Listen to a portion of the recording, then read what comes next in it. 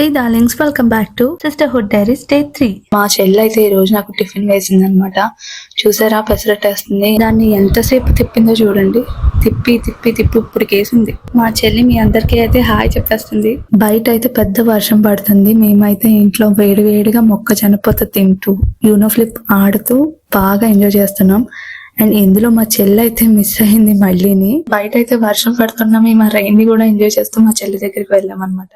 And అక్కడ కూడా ఊనో flip అయితే ఆడామన్నమాట. మేమైతే గేమ్ ఆడుతుంటే మా పెద్దమ్మ అయితే మంచి స్నాక్స్ తీసుకొచ్చింది, చాలా వేడి వేడిగా. అండ్ మా పెద్దమ్మ అయితే ఫుడ్ లో చాలా ఎక్స్పర్ట్ అన్నమాట, చాలా వెరైటీస్ చేస్తది. అక్కడ జంతికల పక్కన రౌండ్ గా ఉన్నారు కదా, అది స్వీట్ అన్నమాట, బ్రెడ్ తో చేశారు, చాలా బాగుంది యమ్మీగా. మీకు ఆ రెసిపీ కావాలంటే కామెంట్స్ లో చెప్పేయండి, ఒక వీడియో అయితే చేస్తాను.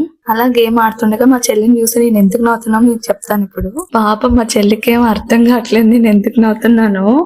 యాక్చువల్లీ ఏమైందంటే ఊనోలో +5 కార్డు ఉంటది కదా, యాక్చువల్లీ ఆ కార్డ్ నాకు వేశారు. సో నేనైతే 5 కార్డ్స్ తీసుకోవాలి, కానీ ఎవరు చూడట్లేదని ఓన్లీ 4 కార్డ్స్ తీసుకున్నాను.